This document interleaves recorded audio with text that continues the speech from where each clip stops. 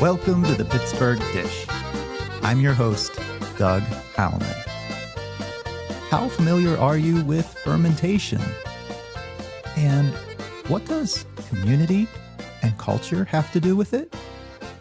We learn about the aspects that tie it all together with Trevor and Jess of Community Cultures. Thank you both so much for coming over and for being on the show. Would you take a moment to introduce yourselves and what you have going on right now in the world of food? And Trevor, I'd like to start with you. Sure. Yeah. So my name's Trevor. I am the founder of Community Cultures, which is a fermentation business focused on fermentation education and small batch fermented products utilizing local and seasonal ingredients. And right now, basically it's education season. So I'm less focused on production because there's not a whole lot happening. There's not a whole lot growing. So there's not a whole lot to source from local farmers. So basically I'm teaching a lot of workshops right now all around Pittsburgh as well as online. And the most exciting thing happening right now is the winter fermentation immersion program, which is a 4-month, 56-hour program, 4 weekends across 4 months from January through April. My goodness. So you're right in the midst of it. Yeah. Yeah. We're halfway through. Love it. And Jess, how about you? How do you fit into this business? Hi, yes, I'm Jess. That's a good question. So I work in a lot of different places in the food world. Trevor had mentioned sourcing from farmers. I'm one of those. I also do food education work. So I have a consulting business that I haven't quite officially launched, Rubus Food Systems Consulting. But within that, what I do is I work with different businesses, and Trevor's one of them. He's also happens to be my partner, which is a lovely thing. And so I really love working with him on multiple fronts. And the idea behind Community Cultures is for it to be collaborative and among like a group of people, given the community name. So and we've worked together previously in designing a fundraiser back in 2020, I think. So for this, Trevor had come to me and said he was really interested in designing an immersion program. And I've done some like educational programming and work in education and co-founding a school. So I really love like, new ideas in education and expanding it. So I was excited to work on this. When I was thinking about Community Cultures as a business, it is as much an educational entity as it is, producing some products then for like the summer markets and whatnot. So What a great collaboration. Yeah. Well, I'd love to define the business a little bit more, but I'm thinking about our listeners. And Trevor, I'd like to take us back a step and maybe give folks, in your mind's eye, the highest level definition of fermentation and, what you're doing with, specific good bacteria and cultures. Probably a lot of folks are familiar with yogurt or sauerkraut. Sure. How do you like to explain it to a novice, a beginner? Great question. So I start off my workshops explaining that fermentation is the transformative process of microorganisms. And we're really talking about perhaps the most ancient form of food preservation. I mean, it's something that's naturally occurring in nature. Absolutely. In any kind of society absent of refrigeration, this is what we're doing. Right. Yeah. Right. I mean, so Sandor Katz, he's the fermentation enthusiast that most people would know of. He's written many very popular books, Wild Fermentation and the Art of Fermentation. I would say I come from his lineage, but I've studied a lot of his work and I've worked with him. And he notes that, our primate ancestors were gorging on fermented fruit, simply highlighting that this is happening all around us. It predates humans. If you have any food that falls from a tree, it's going to be rotting and fermenting. If you see deer that are walking around stumbling a little bit, they probably just consumed some fermented fruit and they're slightly tipsy. The alcoholic compounds that have formed from that. Exactly. Yeah. And so one thing I like to point out is that we understand yogurt and bread and alcohol. Those are the first products that come to mind. But really, like, fermentation is innate to being human. Cultures all around the world have been fermenting for thousands of years, and every single culture has a specific product, a fermented product associated with it. And it would actually be really hard to go about our day without consuming a fermented product. Right. So, everything from vinegar even to vanilla beans and coffee beans and cacao beans. So even if you're eating the lowest quality Hershey's chocolate bar, there was probably fermentation involved in making that product. And if, I always like to point out, if you have a friend who says, oh, I don't like fermented foods, I hate pickles, but they're sipping on their cup of coffee, those coffee beans went through fermentation. So we're always interacting with it. And there's just a general lack of awareness and understanding of this process. And truly, a natural process that's breaking a food down now into more digestible and tastier components, right? Like sort of releasing some of the best essence that could be out of that food. Yeah. I mean, there's so many reasons why a lot of restaurants are now embracing fermentation, because chefs are understanding that you get flavor that you wouldn't be able to get elsewhere. So there are fine dining restaurants that are investing in fermentation programs, but even, small cafes that are just trying to play around with fermentation more. And it's a great way of reducing food waste in the kitchen too, because you can transform whether they're like onion scraps or fruit scraps into tastier, digestible things. Absolutely. I know Apteca does a lot with fermentation. And if someone hasn't been there, I mean, James Beard nominated many times. The flavors are crazy, and they're not something that I even know as a common home cook how to replicate. It's so special. Right. So you're helping folks discover that. And with a lot of your programs and workshops, I could do some of this at home. Yeah. I feel like my job is to plant seeds and ideas that hopefully will sprout at home for people. And sometimes it's the gateway to a larger embracing of fermentation. And sometimes I will warn people, you might have to have new shelving or a whole new fridge dedicated to your new hobby. But other times, maybe somebody just wants to spend less money on buying kombucha bottles and they just want to make it at home, and that's what they're going to do. Or maybe it's just trying something new and it's not for them. But I think the most important thing is like educating people around this, again, ancient practice, how easy it is and how to get over some of the myths and barriers around it as a society that fears bacteria. Right. Yeah. We're kind of scary and don't understand that there's a lot of good bacteria. Right. Jess, as you and Trevor have, been together, are there some other aspects of fermentation that you've adopted in your own life, got really excited about? I mean, I understand you're helping to teach this winter immersion class, so you must have picked up a good amount of knowledge now. That's a good question. That actually isn't totally true. Oh, okay. I'm not some teaching. knowledge. You're learning too. So I'm teaching. I will be teaching a section on yogurt. Okay. And that is something that I'm the yogurt maker in our household and have been for a long time. Trevor actually squarely falls into he is the fermenter at home. But I am excited because I haven't really ever taken an academic approach to yogurt making, and we've gotten all these different cultures now. So I'm kind of getting to learn, which is exciting, in order to teach about it a little. Yeah. But I will say, I think I have learned a lot about fermentation for sure. And I think actually the part that resonates the most deeply with me is the metaphorical underpinnings of actually Sandra Katz's work and kind of just the passion that is imbued in the business itself. So Trevor and I both went, and we went to grad school, and we met there at Chatham's Food Studies program. So fermentation and community cultures derived out of that. There's this metaphor that fermentation can be revolution, or that, fermentation is bringing people together, and you're fermenting the food system, and fermentation is change. And basically there's this a lot of heady, but also very heartful messages behind that I think leads into a lot of business ethics that's imbued in the business itself. So I think actually what draws me into it more than the fermentation science is actually kind of the application of fermentation to things outside of fermentation. Yeah, so how we look at interesting. that, how we look at community and coming together and business ethics and uniting people. That's a big part of how Trevor has shared with me that he views this in terms of getting people connected to their communities. And A lot of people might not have a lot of cultural heritage and or any sort of feeling to connection to that. So helping people be able to do that and also learn how to connect with other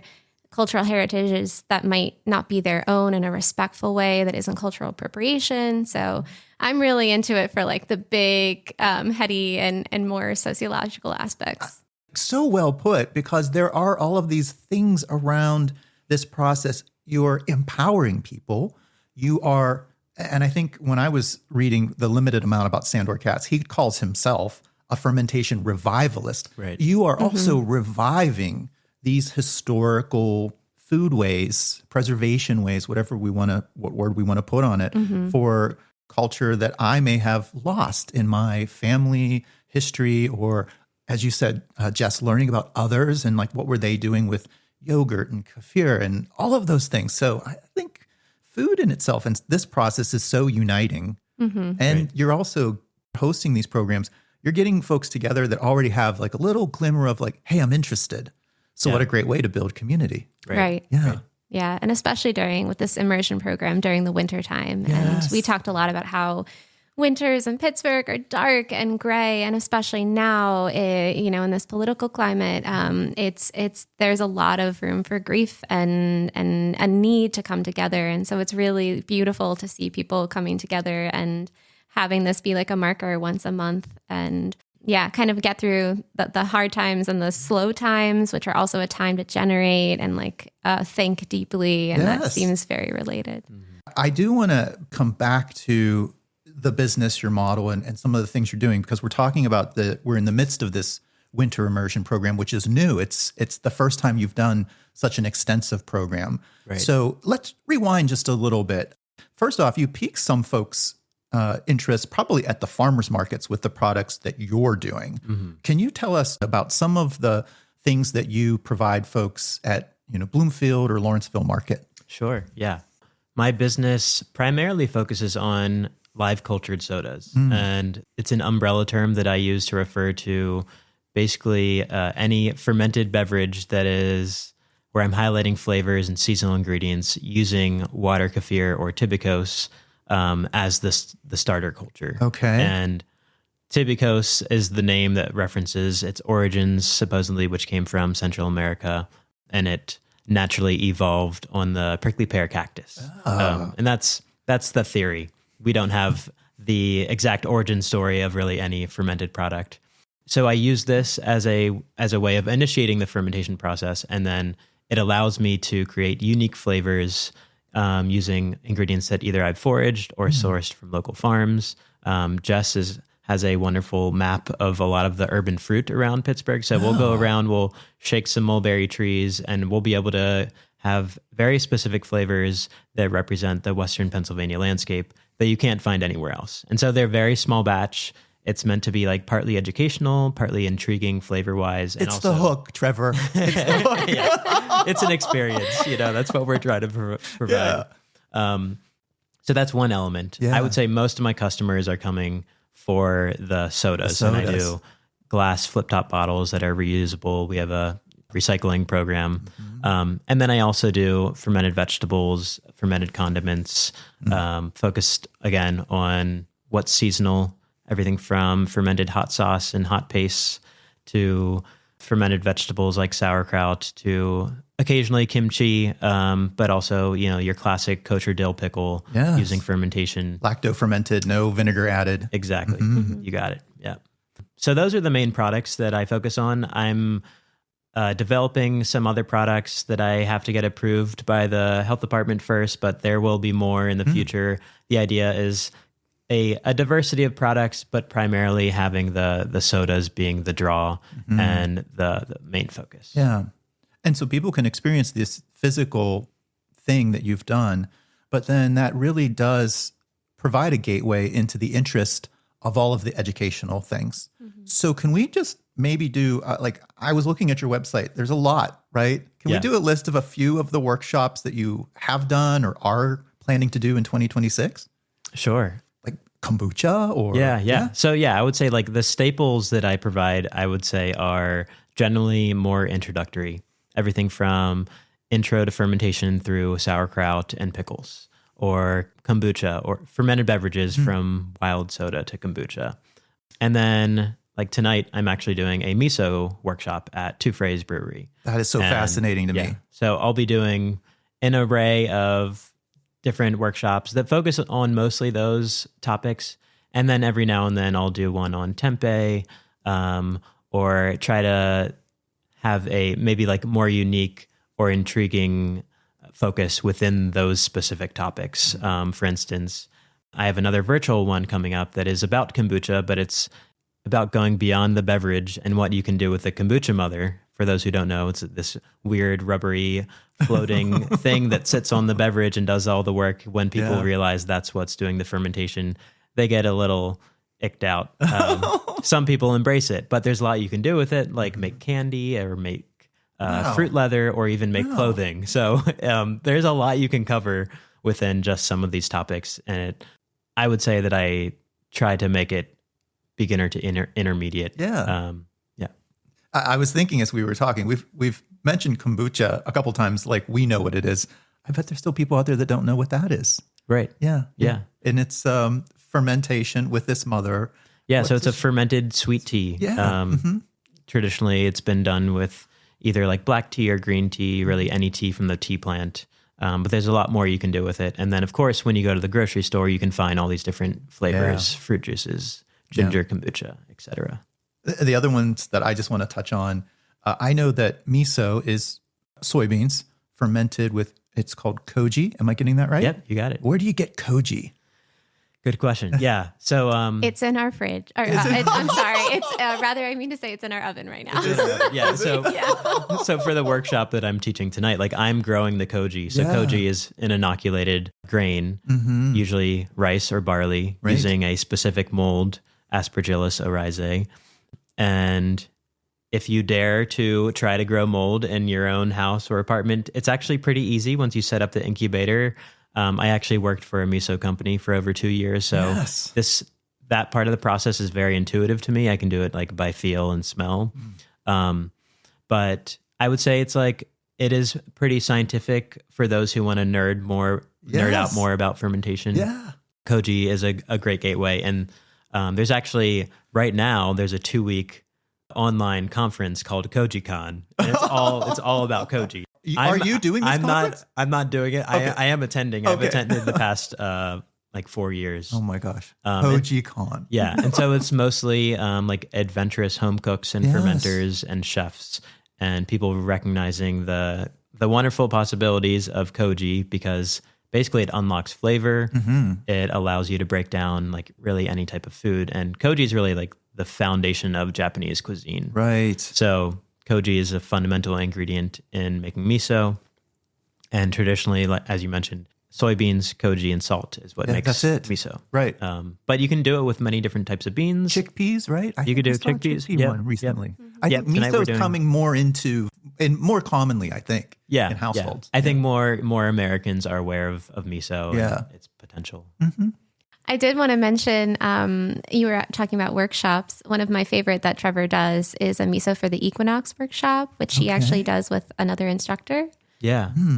Yeah, I've done this a couple times, and I love doing collaborative workshops with other instructors, especially like this woman. She's from Japan. She grew up eating miso.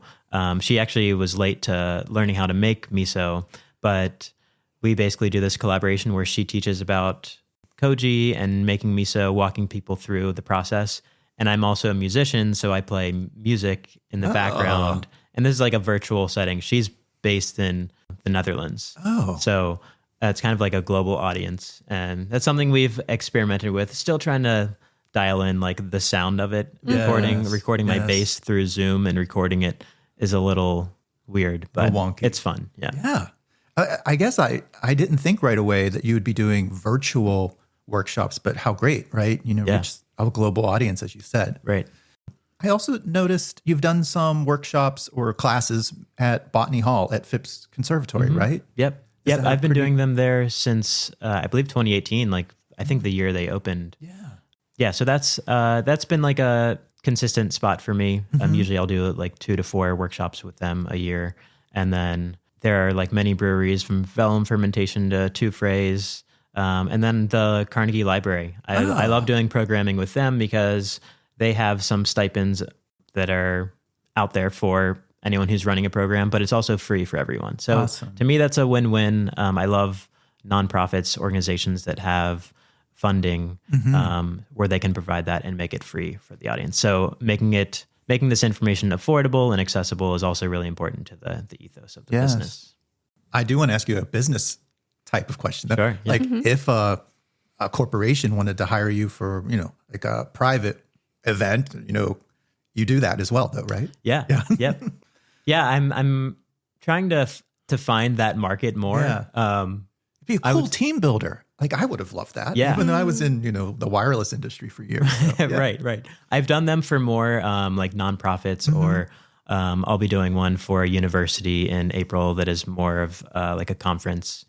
But yeah, there's so much potential with doing this for corporations, companies. Yeah. Hi, this is Jess. Hi, this is Trevor of Community Cultures. And you're listening to the Pittsburgh Dish. I'd love to switch gears a little bit. You alluded to it that you both went to Chatham for the food studies program. Trevor, you worked for a miso company. I'd love to know a little bit more about the background to starting all this, whether that's education or some mentors or friends. Like, where did the seed of your inspiration for community cultures get going? So I like to start when, basically out of high school, I went to culinary school. Okay. And I knew I wasn't built to be a chef. Like that's just not the world for me. And so I think slowly over time, I was recognizing that in the midst of, that degree path. And I was becoming aware of how horrible the American food system was. And I wanted to learn more about where food comes from and how to grow it. So I shifted towards farming, learned more about farming, eventually recognized I didn't want to be a farmer. But I was also experiencing my own stomach issues. Gut health was becoming important to me, nutrition, naturally, because I was interested in food already and preserving food. The nutrition really pulled me into fermented foods. So I call kombucha my gateway ferment, and that I quickly recognized when I made very strong dorm brewed kombucha made under my bed, within 5 minutes, my stomach ache would go away. Wow. And so that really showed me the possibilities within fermentation on the nutrition level. And so I had many different reasons for diving farther into fermentation from there. So over the next several years, I started learning more about fermentation. I studied under Sandor Katz. I did his residency out in Tennessee and then worked with him again at my alma mater, Sterling College in Vermont. Rest in peace. They're closing this year. Oh. And eventually I had so much information. I never thought I would be a teacher, but I was like, I have to share this with people. And actually, I was doing a garden internship at the time when I left to learn from Sandor Katz. And the agreement was if I did this, I would have to come back and teach the community about what I learned. Okay. I didn't know that. Yeah. So I actually just fell into teaching because I promised that. And then I was like, oh, this is actually fun. Yeah. And it's very rewarding. And I want to spread the good word of fermentation. So I started basically the business side of it came out of really experimenting. I did a fermentation CSA for a winter in this community I was living in Western Massachusetts. I recognized that people were really interested in this. I was making a variety of products. And then slowly I started teaching at libraries out there, at different organizations. And then eventually, it was actually during grad school, after I had been teaching workshops for several years, where I realized that I wanted to name this business Community Cultures. I felt like it was representative of what I wanted it to be, that I wanted it to be collaborative. I didn't want it to be about me. I didn't want it to name the business after my name. Yeah. And I was inspired by what we were learning in food studies as well, and trying to make this accessible and all about appreciating and honoring cultural heritage, allowing people to explore that more.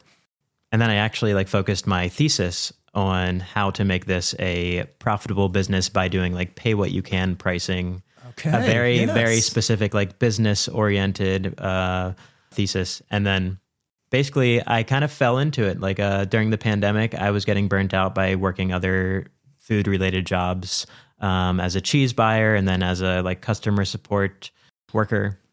And I started selling my products through a soda CSA. We did porch pickup during the pandemic. Okay. And drop off. It was a really interesting time. Yeah. Yes. Experienced a variety of explosions on the customer's end, just R&D through working through it. Yeah. A lot of pressure builds up if you don't seal or release gases properly. Exactly. Yes. Yeah. Gotcha. And then eventually Jess and I would have to note that like Jess has been kind of like the supportive backbone for a lot of this because often I would be, especially when I was working another job, I would come home from work and then start working on my ferments. So sometimes it would take over the whole day, and Jess is allowing so much of this to like take up space in our home, but also in our life. Sometimes, sometimes it made things hard. As when you're working a job and a half or nearly 2 jobs and focus so much on your hobby that's becoming a business. Mm-hmm. But Jess also provided a lot of like the graphic design support and food photography. So she's been there all along the way, which has naturally led to this program we're now running together, which feels, I think, very rewarding to me that she is such an important part of it. Yeah. And it feels like our program that we've developed together, and it feels like very professional, and it's actually like a lucrative business prospect. And anyways, going back to the story, basically, eventually I started selling the products at the Bloomfield Farmers Market, and I've been there since 2023. And the dream is not to grow the business necessarily, but to find the sweet spot where I can teach and make small batch products, hold the integrity of these products, ingredients that are finite and that have to be foraged, or that I, spend a labor of love processing. Yeah. There's a reason why you can't find like many pawpaw products out there, and that's because they are very tedious. Yeah. They're small, they're expensive, but I love to just share that with the world. It's all about finding the balance with the business. Yeah. I appreciate so much of what you shared.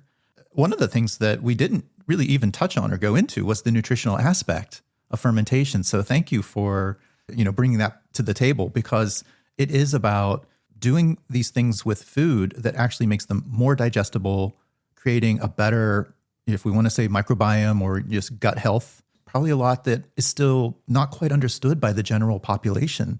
Yeah. And I just quickly on that, I would say that there's not really enough science to make any broad claims, even though those claims are being made by fermentation companies.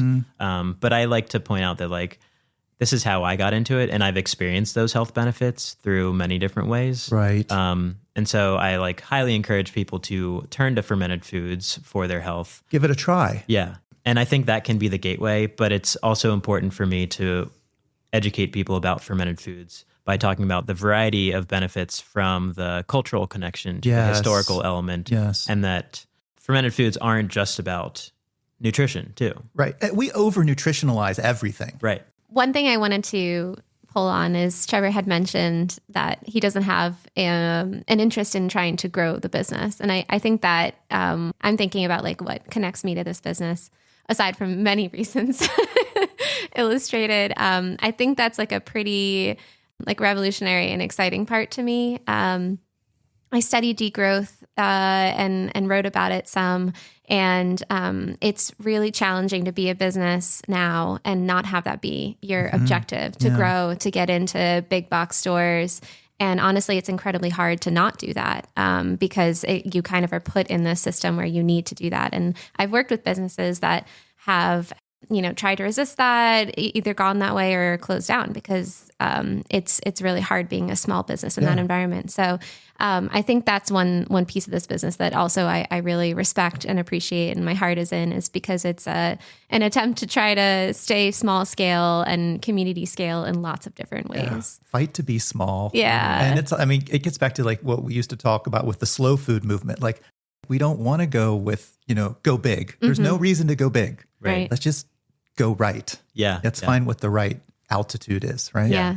And I think for community cultures, the thing that allows me to stay small, at least right now, and like be able to pay the bills is because I have two sources of revenue. One is the education, which allows me to pause the production part during the cold months. So smart. And so that is, I would say, generally like the more lucrative side of the business. Yeah. There are organizations again that have a budget to pay instructors well. But I'm also able to like meet my costs and pay myself through the farmer's market too. So balancing those two, and I wouldn't want to do it if I was only doing one of them too, because both of them are a huge passion of mine. And I don't want to only be producing products for people, and I don't want to only be teaching people. That's also exhausting. It gives you a variety, and something to earlier that you said, pulling at your heart, sharing the things you know, which is the great passion. But you have such a wealth of knowledge now. You have value in sharing that. So get it from the people that can pay for it. Right, exactly. And give it to the people that can't. And, do your own internal Robin Hood of all of that, right? I love that. Yeah. And it is funny, actually. I have so many customers who've attended my workshops. It's kind of the reverse of what you said. Like, I attract people to the workshops through the products or through the farmer's market. But sometimes people will attend the workshop. They know how to make it, and they'll come to the farmer's market and still buy those products from me. So there's a way of like luring people in, and either they want to support me or they realize like, hey, actually, like, I'd rather just buy it. Yeah, I found this intriguing, but I just want to buy it from someone else. Sometimes we want to know, even from the source, by you teaching them, now they know what you do. Right. And actually probably boosts the credibility of your product in their eye, right? Like, oh, I know how that all works because Trevor knows what he's doing, right? Yeah. Right. Transparency. Exactly. I mean, it's ultimate. I mean, no soda bottle company is coming and letting you see all of the secrets for their high fructose corn syrup or whatever. So it's way better. Yeah.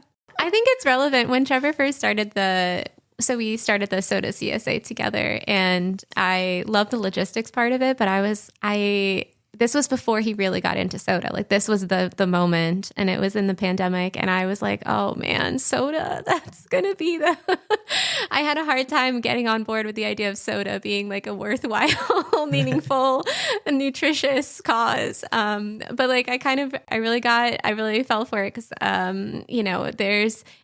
it brings joy and joy to people. And it does have sometimes like, some like nutritive qualities, but also like, it's just like a really cool way to like encapsulate your environment. And so I do and I also think it's cool that like instead of big soda, small soda. Let's do small soda. It worked out. Yeah. Right? Yeah. Actually, I want to ask one more kind of like behind the scenes question. Trevor, you mentioned you went to culinary school. Jess, we haven't talked much about like a food background. I would love to know a little bit about food in your earlier lives and thinking about yourself as youngsters and what you're doing now. Would you ever have dreamed, I'm going to be really into fermentation and helping other people understand it? Yeah, I mean, I think I've been cooking since I was like 13. Okay. My parents just decided not to and split up, and you had to take up responsibility at a really early age. Yeah, definitely. Yeah, I was definitely the adult in the household. So I did a lot of cooking early on, and it actually became like a meditative activity for me for sure. And so I really did. That's when I started, I watched like a lot of food shows, and I did do a lot of cooking then. I don't know. I think this is a bad question for me to answer. No, I'm sorry. That's okay. No. Can I ask a couple little other random questions? Yeah. Where did you grow up? I grew up in New Jersey. And how long have you been in Pittsburgh?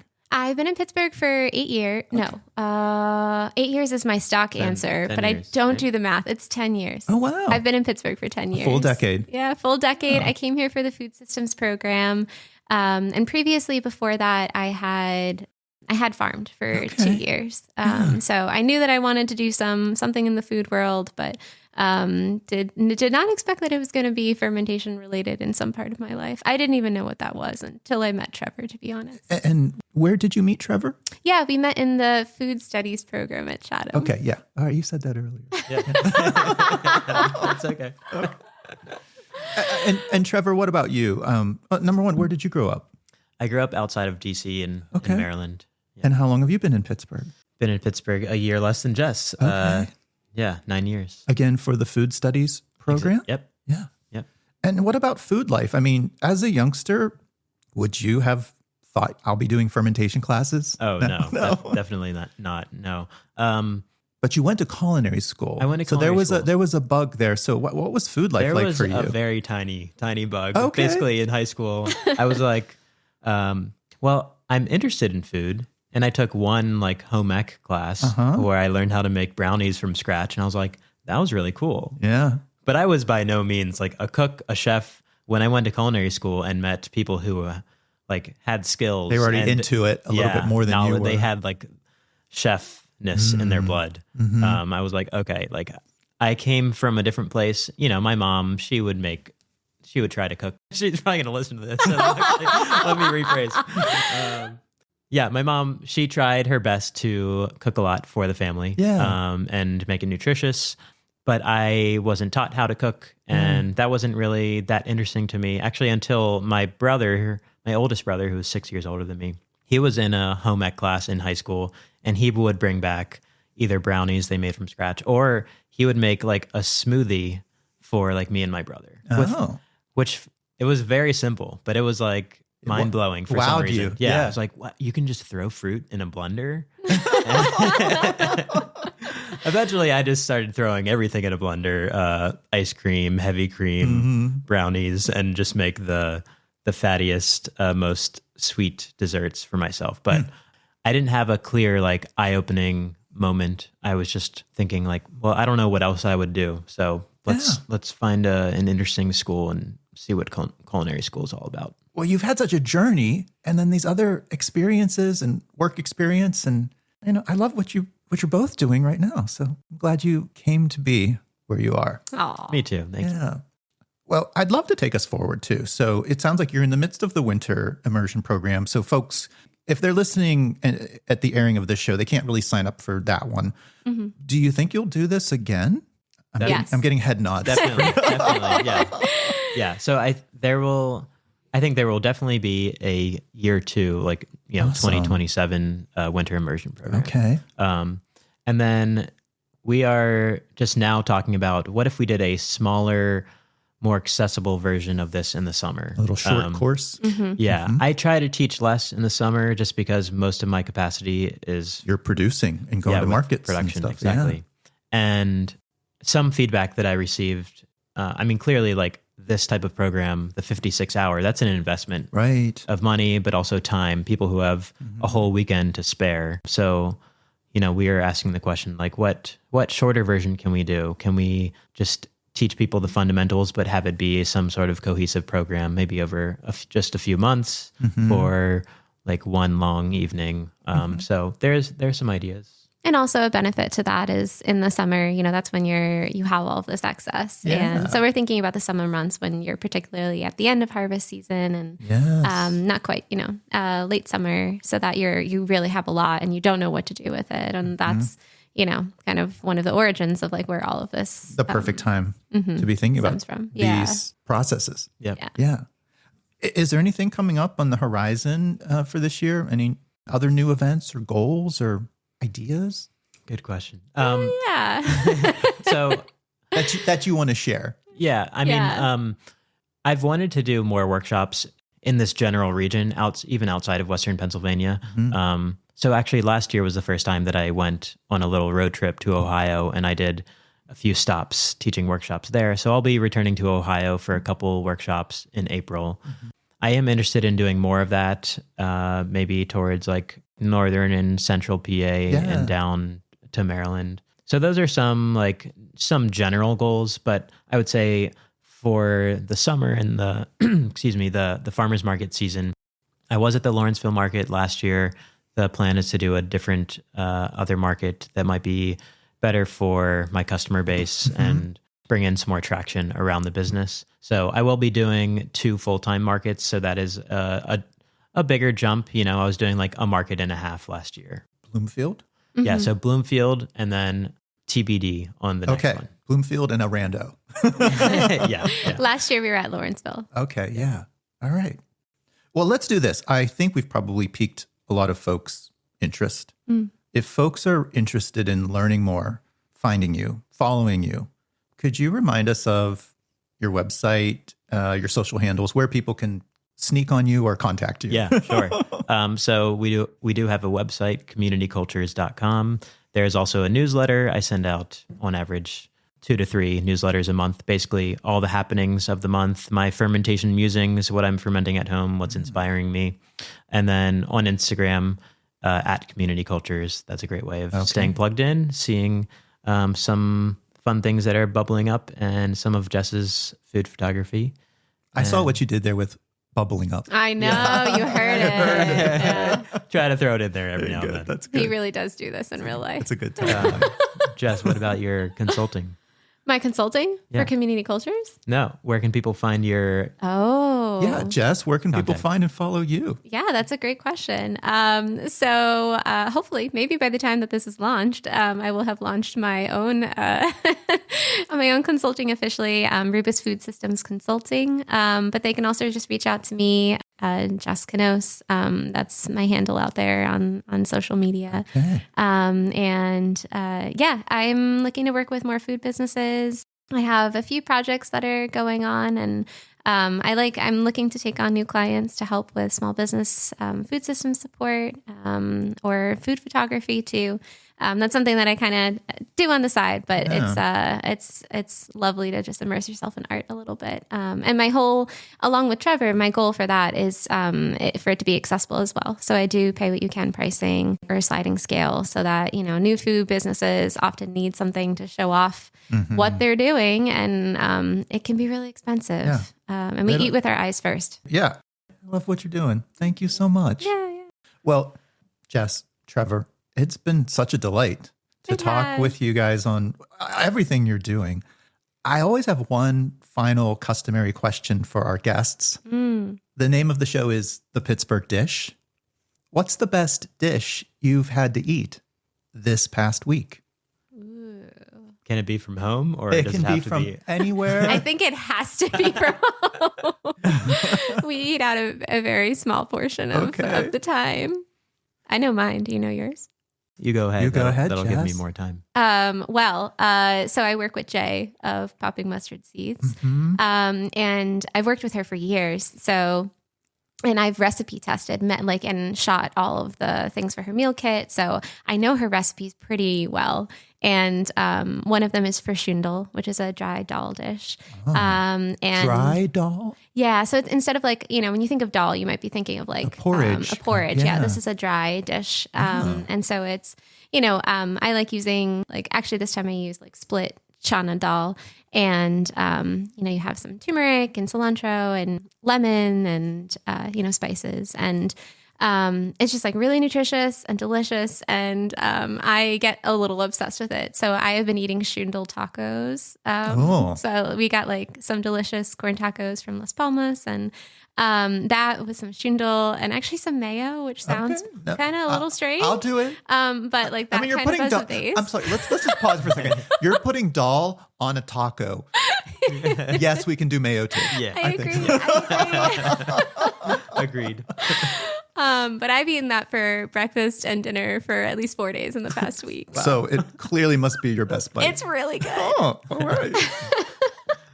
Trevor, is this the same bite, or do you have something else? No, I did try it, and it is very good. But actually, and just on the theme of fermentation, I returned to one of my favorite ferments that I haven't made in a while. It's a Afro-Brazilian fermented bean fritter. Oh. I'm going to butcher the pronunciation. It's called acarajé, Acaraje. And it's... Thank you for the transcript that I will do later. And it is West African influenced bean fritter. Traditionally, they would use black-eyed peas. I had Rancho Gordo, pinto beans. The best. Yeah. And so I use those. Basically, you soak the beans, you remove the holes as much as you can, you blend them, you let them ferment this batter, you let the batter sit out for 24 hours. Okay. 2 days. I did 2 days because I like mine sour. And then you just fry them up. Traditionally, they would be deep fried. I just did a little pan fry. They're very savory. Those proteins are breaking down into amino acids, so you have a lot of umami. And then again, traditionally they would have like maybe different types of salsas on the side. Yes. But I just used what I had in the fridge. So some cultured almond cheese with it, and really like they're delicious on their own too. Amazing. Yeah. They're like a little patty fritter kind of They situation. kind of look like, when you pan fry them, they kind of look like a bean burger, I guess. Yeah. A tiny Or bean like burger. a pancake. Yeah, they're very fluffy. Oh. Yeah. Yeah. I didn't expect that. I didn't expect them to be fluffy. Yeah, and actually you're supposed to like whisk them to Aerate them. aerate them a bit. I'm sitting here a little slack-jawed because we're right around lunchtime and everything sounds delicious. So thank you both for sharing your best bites. And thank you once again for educating us a little bit on today's show about fermentation, what the business of community cultures is all about. Trevor, Jess, thanks for being on the Pittsburgh Dish. Thank you so much. Thanks for having us. If you enjoyed the show, consider buying us a coffee for this episode or supporting the show monthly. You can find links to those options at the bottom of our show description. And if you want to follow my own food adventures, you can find me on social media at Doug Cooking. That's our show for this week. Thanks again to all of our guests and contributors, and to Kevin Selecki of Carnegie Accordion Company for providing the music to our show. We'll be back again next week with another fresh episode. Stay tuned.